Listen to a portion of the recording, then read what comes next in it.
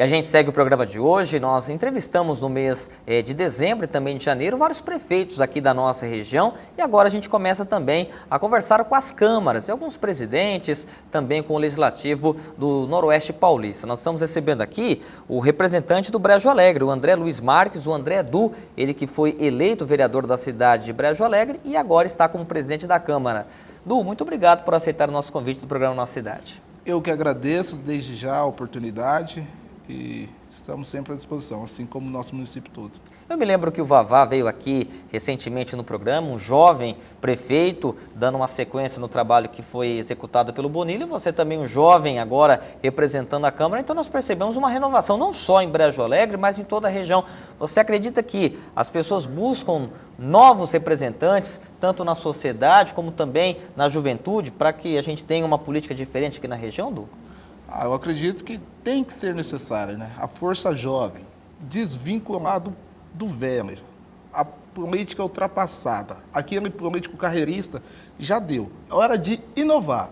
As pessoas precisam entender que o político é a garantia da sociedade e a sociedade precisa apostar mais, acreditar. E o compromisso nosso é readaptar, buscar recuperar a imagem e o prestígio para se tornar um bom político.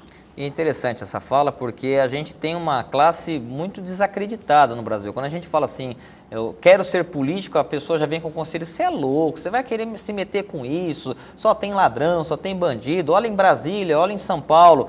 Então tem também essa marca, que é um paradigma que precisa ser quebrado também. Acredito muito, até porque esse prestígio, claro que ocorreu ao longo do processo.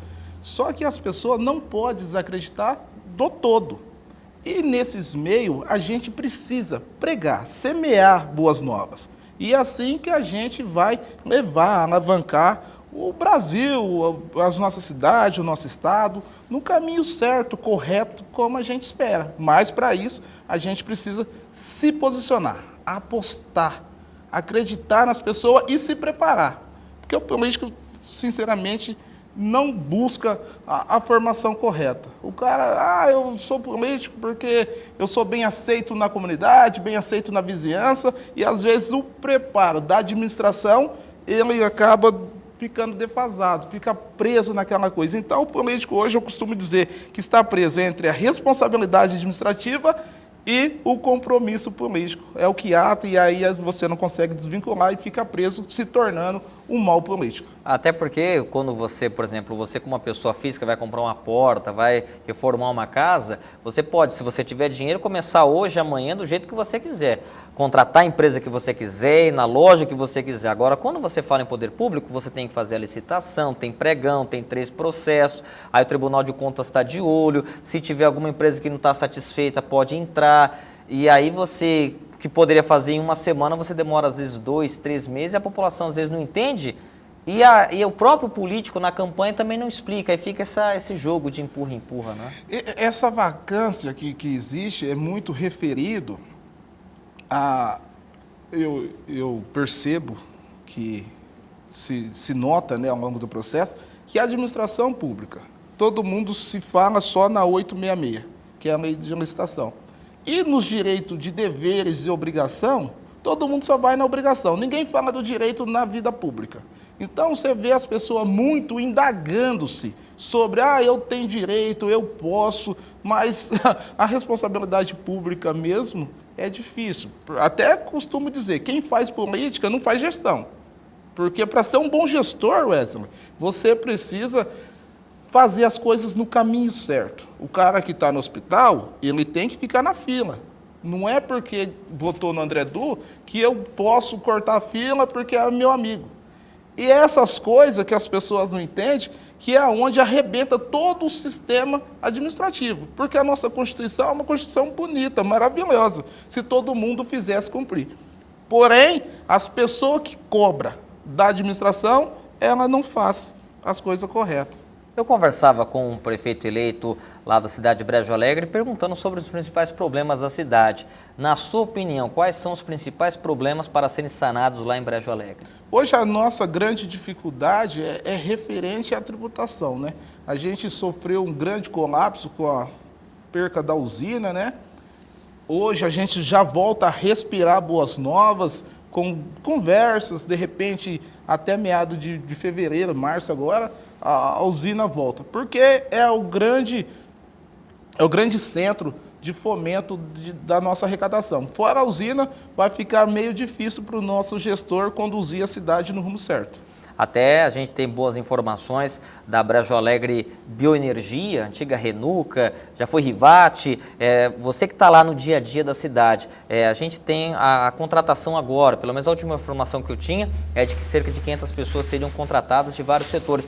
Mas já tem uma previsão de safra, você como presidente tem essa movimentação, porque cidade pequena um vai falando para o outro. O que está acontecendo por lá para o pessoal em casa ter boas notícias e uma posição do que vai acontecer com a usina? As pessoas precisam de uma segurança, de uma firmeza. Vincularam-se à política junto à usina. E não tem nada a ver. Passamos por um período eleitoral, levanta-se uma nova oposição no nosso município. E aí o que acontece, Wesley? A gente fica até meio atado para falar sobre essa volta realmente. Estive no café da manhã com o prefeito e os dirigentes responsáveis da usina, só que o pessoal falou que falta algumas partes burocráticas, tal, alguns papéis para se definir a responsabilidade e a volta total da usina, até porque deixaram números que 80% vai ser terceirizado e que talvez que há possibilidade de meados de junho já a usina voltar a fazer aí as primeiras moagens. E o que repercutiu muito na nossa cidade foi referente ao site, porque a usina ainda, como não voltou, ela não tem CNPJ. E se ela não tem CNPJ, ela não pode receber e-mails. Então, as pessoas, por causa dessa politicagem, misturou... Deu imbróglio jurídico, terrível. Deu imbróglio jurídico, e aí virou aquela anarquia, e todo mundo quer saber para quem que eu vou endereçar os currículos. Não tem ninguém certo ainda. Porém, esse site da usina é um site verdadeiro, porém não tem vínculo com a usina. Então não é um fake news. Não é um fake news, pode ficar tranquilo. Até porque esse pessoal está recebendo esses e-mails para depois mandar, como se fosse uma banca aí, o pessoal está recebendo e tal, para depois, quando a usina se ingressar no município, já fazer o processo seletivo. Mas, de princípio, esse site que tem recebido os e-mails, que tem gerado muito transtorno, até porque a gente encontra-se muito desempregado toda a nossa região. Então, as pessoas podem ficar seguras, pode continuar mandando os currículos para este e-mail da Bioenergia Brejo Alegre, até valoriza o nome da nossa cidade. É legal, né? O nome da cidade. Nome da cidade. E as pessoas ficam um pouco inseguras, estão meias incertas, né? Vai, não vai. Então a gente não consegue ainda falar com tanta autoridade para quem a gente vai passar depois todo esse montante de currículo. Você falando sobre essa questão do emprego, do desemprego também, que uma coisa se associa a outra, e as cidades pequenas elas acabam ficando ou refém de cidades maiores ou às vezes de uma única referência empregatícia. Até conversamos já com prefeitos Santópolis, Piacatu, Coroados, de Brejo Alegre, de Lourdes.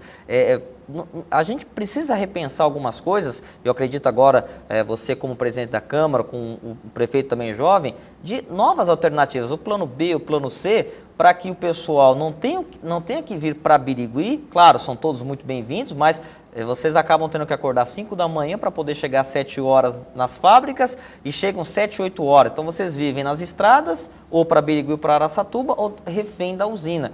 Claro que agora com a volta, mas se pensar em novas alternativas para a cidade. O grande problema aí que a gente consegue enxergar de alternativas, soluções, é a falta do investidor. Poucas empresas querem investir nos municípios pequenos, até por causa do retorno. Eu, salvo engano, até discuto às vezes com o prefeito lá em pautas, né, de diminuir alguns impostos, principalmente os impostos municipais, até porque o imposto estadual, ICMS, tal, enfim, é responsabilidade do Estado, mas algumas coisas dentro da possibilidade real, a gente precisa oferecer para alavancar e fomentar o trabalho na nossa cidade. A gente é muito escasso realmente do emprego, mas a gente consegue ver uma luz no fim do túnel agora, com o Rafael também, que é novo, a gente também já vem dialogando bastante sobre a possibilidade real, até por causa que a dignidade da família humana, principalmente do Brejo Alegrense, precisa melhorar. A gente vive lá, em média, com salário mínimo até R$ 3.000. Ninguém, um ou outro, salvo exceção, ganha acima de 3 mil na minha cidade. É uma cidade carente, é uma cidade pobre dentro do interior, bem localizada na região noroeste do estado. A gente está praticamente no coração do estado e temos muito a oferecer. A gente mora dentro do Rio Tietê e também não conseguimos fomentar, porque alguns processos que empatam o ato da administração pública que a gente precisa regularizar. E aí, a partir daí, sim, a gente pode oferecer boas novas para os nossos munícipes. Nesse primeiro mês de trabalho que se encerrou, aquilo que foi feito pela Câmara, alguma aprovação que você poderia estar destacando aqui para os nossos amigos? A gente ainda encontra-se no período de recesso. Mas o prefeito municipal, Rafael Alves dos Santos, encaminhou para a gente um projeto de lei complementar para que a gente colocasse em mesa. Eu, como presidente, convoquei uma extraordinária e coloquei o projeto na mesa para ser votado. O projeto era referente ao aumento do ticket alimentação, já que a Lei 173 vetava qualquer aumento de folha salarial. O prefeito aproveitou, deu o índice no ticket, passando de R$ 475 para R$ 510, um aumento de R$ 33. Só que ele colocou umas regras no projeto e aí repercutiu muito, virou aquele alvoroço, as pessoas não entenderam direito. E aí, a partir daí, a gente teve que explicar, teve que se posicionar, sair da obscuridade e dialogar direto com a população. E na explicação, Wesley, para você entender, você pega 510 dividido por 30, dá 17. Então, você perde 1,30, que é referente a R$ 17,00 por dia de atestado apresentado a partir do terceiro dia de atestado. Por que isso? Por que o prefeito colocou isso no projeto? Porque no ano de 2019, exercício 2019, foram apresentados só no Departamento da Educação 2.071 atestados no nosso município, mais 658 na saúde, um total de quase 3.000 atestados no ano no município.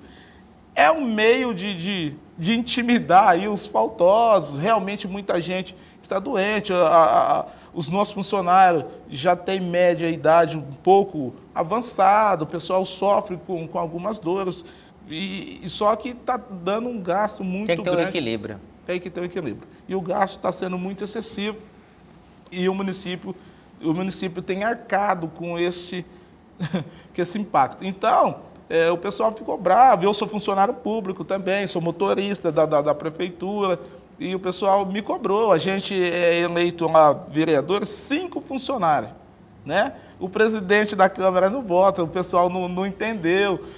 Já que a gente somos em 5, votavam os 4 funcionários a favor e obrigava o presidente a votar, mas o projeto passou por unanimidade. É aí onde eu sempre falo, ficamos presos mais uma vez entre a responsabilidade administrativa, que todo político enxergou o dano causado, e o compromisso político, porque você que votou em mim, você era funcionário. E, eu nunca fiquei doente, e se um dia eu precisar? Então, se o dia que você precisar, a partir do terceiro dia, você vai perder 1,30 a R$ 17,00 a cada dia.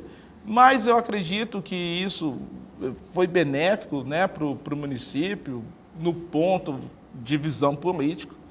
Muita gente ficara chateado comigo, nunca mais você vai ganhar.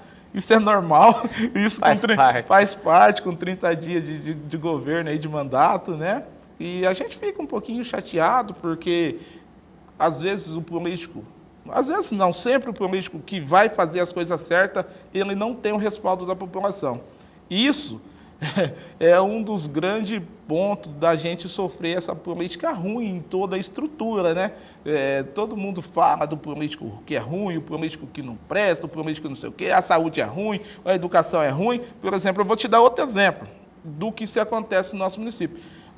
O município, pagou, não é a farra do boi, mas pagou, em 2019, 242 exames médicos, de médicos variáveis, ortopedista, entre outros, e a população não compareceu. no estado de calamidade praticamente que a gente vive, todo mundo reclamando da saúde pública, e no meu município acontece isso. Ou seja, só te cortando, então a pessoa ela recebe o exame, é marcado o dia para ela no laboratório ou em algum lugar no AME e ela não vai. E ela não vai. justifica. E alguém paga a conta. E o Estado, o município, no caso vocês, tiveram que pagar. Tem que pagar. E para isso tem o custo do ônibus, né, das ambulâncias que vai, às vezes vai com uma pessoa. Que poderia com 4, 5. Entendeu? E esse gasto, por que as pessoas não falam muito sobre isso? Porque a gente está preso na politicagem. A politicagem tem acabado com o nosso país. Né? A obtenção de vantagem, tudo que você faz, as pessoas, você me ajuda aí. Corrupto, gente, é quem pega R$1 e quem pega R$1 bilhão. Corrupção é corrupção. Aí a gente fala, por que o político é corrupto? Porque você financia ele, para ter o corrupto, precisa do corruptor. As pessoas precisam entender que a gente precisa concentrar o nosso objetivo. É óbvio que cada político defende alguma coisa. Ninguém é político do nada. Hoje você vê lá no Congresso, tem a bancada do Evangelho, tem a bancada dos homofóbicos, tem a bancada dos negros, cada um defende alguma coisa. E aí eu me pergunto, eu estou defendendo o quê? O meu grande sonho é ser político de verdade, um político grande e conceituado.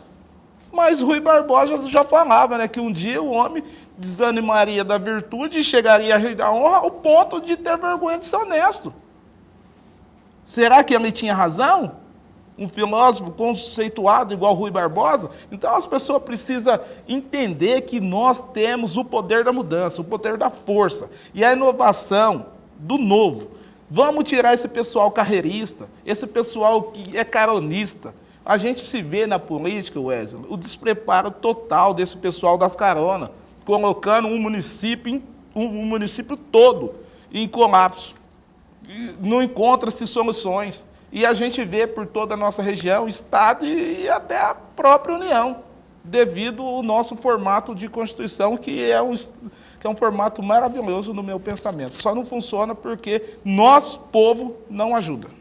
Agora, para a gente finalizar nossa entrevista, a expectativa, né? O senhor disse que janeiro, recesso, que é tradicional, isso acontece em todas as câmaras, fevereiro só está começando, mas já tem as polêmicas das extraordinárias, mas qual que é a expectativa para o ano ainda de pandemia, mais com a vacinação e com as próprias ideias que vocês estão trazendo, prefeito novo, presidente novo, vários vereadores que estão chegando por lá, para, quem sabe, trazer coisas novas para Brejo Alegre?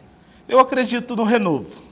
Né? Assim como eu, André Du, primeira vez, fui candidato 3 vezes já, equivalente a 12 anos, nunca tinha ganhado, ganhei agora.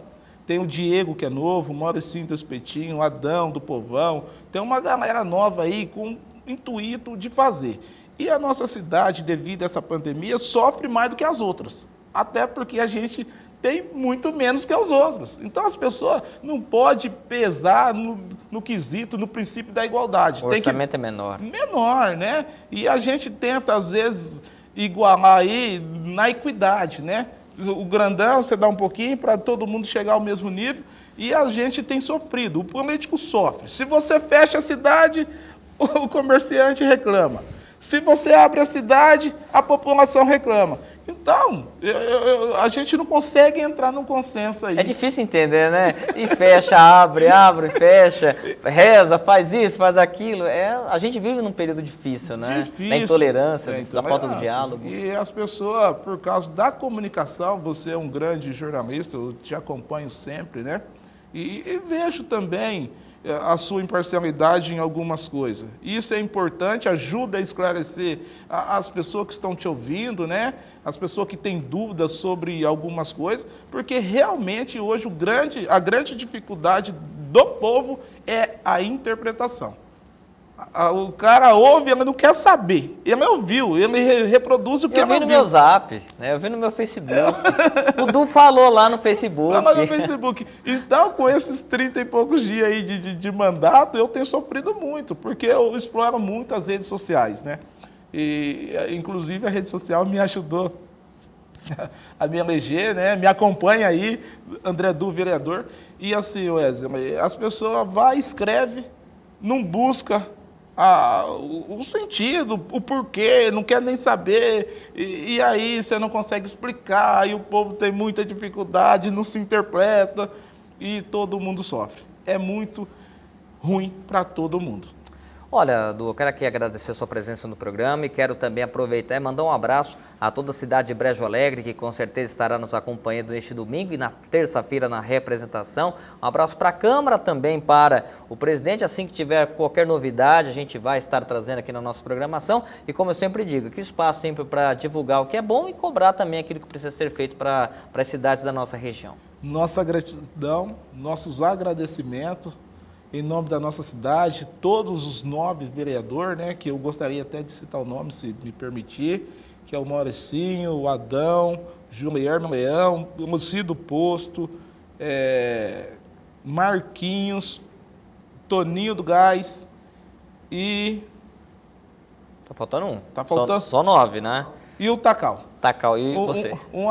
E eu, André Du, né, 9. que estou como presidente, biênio 21-22. Um abraço, espero que nós possamos nos unir para uma Brejo Alegre ainda melhor. Fomos eleitos para isso. Deixa de politicar e vamos pensar no ato da administração pública e a partir daí todo mundo ganha. Muito bem, nós vamos para o intervalo, voltamos já já.